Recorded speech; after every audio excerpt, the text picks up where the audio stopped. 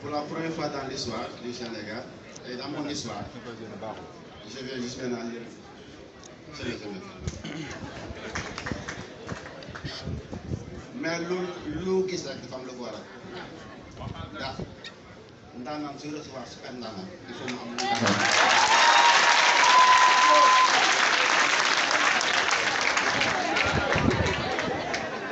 Monsieur le préfet de Dakar, représenté par le docteur Macky Diouf, MCR.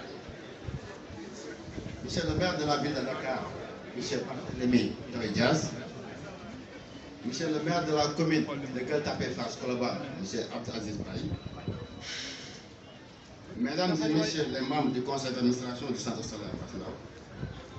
Madame la PCME, la présidente de la commission médicale d'établissement du centre hospitalier à Fass-Ndao, Dr Zeynep Bello. Monsieur le représentant du personnel du centre hospitalier à Fass-Ndao, Monsieur Mahfouz Aïdara. Mesdames et messieurs les chefs de service, à vos différents titres, qualités et grades.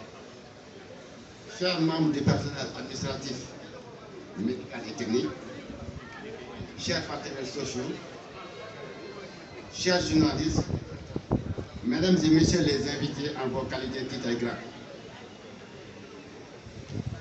C'est un grand honneur et une fierté pour nous d'être là devant vous pour la cérémonie de pose de la première pierre du pôle mère-enfant par le maire de la ville de Dakar et la délocalisation du bloc opératoire et la réhabilitation du complexe chirurgical. La ville, à qui la loi a confié l'organisation et le fonctionnement du centre hospitalier à Fass-Ndao, a toujours joué pleinement son rôle. En effet, de 1939 à 2022, la ville a fait du centre hospitalier à Fass-Ndao une référence sur tous les plans. Autant en infrastructure, notamment en édifice, et comme la présidente de la commission médicale d'établissement vient de le dire, avec le centre ophtalmologique, devenu une référence dans la sous-région ouest-africaine, centre agréé par l'OMS, pour un coût global de plus d'1 milliard, et je dis financé et équipé entièrement par la ville de Dakar. Et dans ce sens, ce qu'on faisait en Europe, en Tunisie, en Europe, les opérations au laser sont effectives et disponibles ici, et ça c'est grâce à la ville.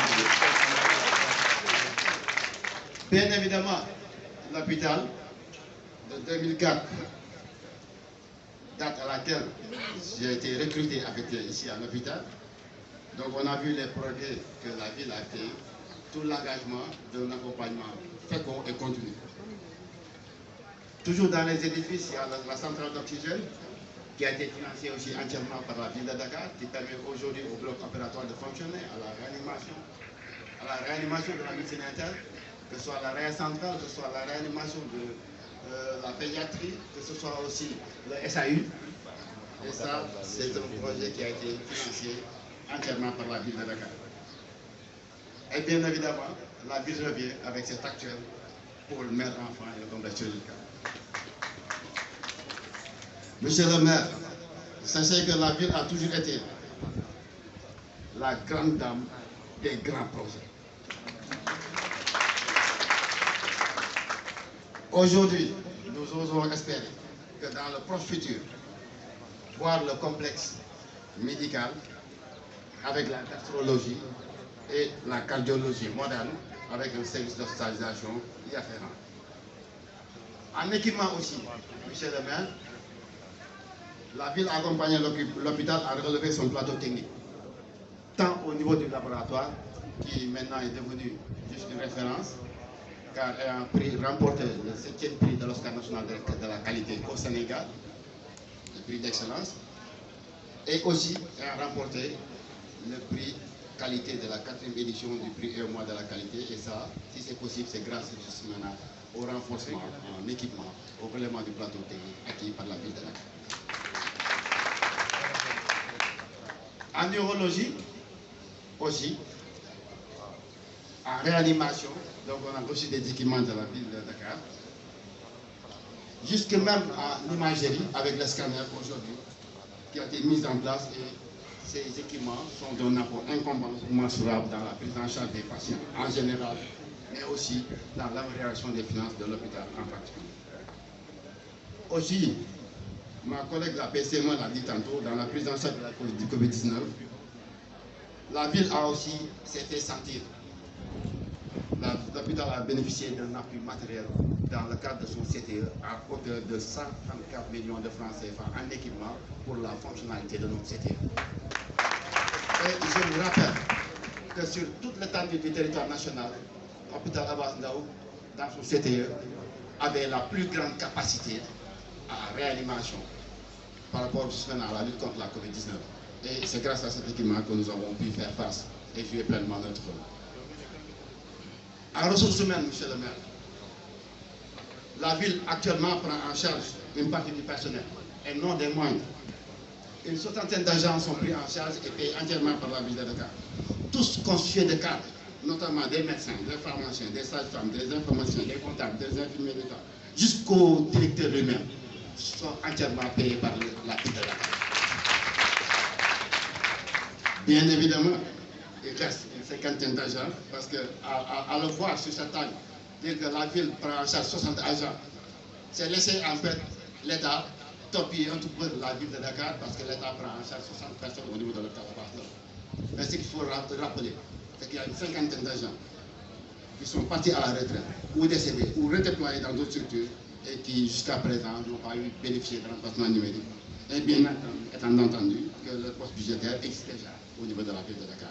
Et nous attendons sur ce plan, monsieur le maire, pour pouvoir juste maintenant, en fonction des CDD qui sont là disponibles et qui ont fait des gens qui sont toujours battus pour relever et redorer le blason de l'hôpital Abass Ndao, nous vous attendons également dans ce sens pour juste maintenant régulariser ces cinquantaines d'agents en prenant sur l'existant, notamment sur les CDD, des gens qui ont fait 20 ans, 15 ans de service. En médicaments et en consommables aussi, la ville a toujours accompagné le centre hospitalier Abass Ndao dans les moments difficiles en faisant bénéficier de bons en médicaments, en consommables, à enlever au niveau de la pharmacie nationale d'approvisionnement ou au niveau de la pharmacie régionale d'approvisionnement.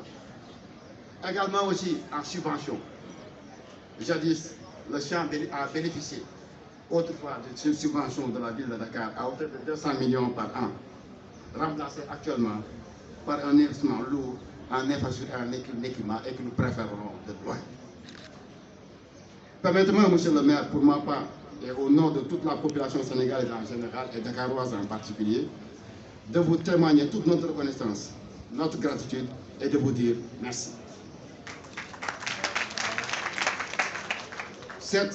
Ce jour, le 8 novembre 2022, et comme qui dirait, le directeur est né le 26 novembre 1973, donc le mois de novembre, ce jour dont vous avez bien voulu fouler le seuil de l'hôpital Abass Ndao en tant qu'autorité de la ville de Dakar pour venir poser la première pierre du complexe du pôle mère-enfant et du complexe également chirurgical. Ce jour sera gravé, monsieur le maire, dans les annales de l'histoire.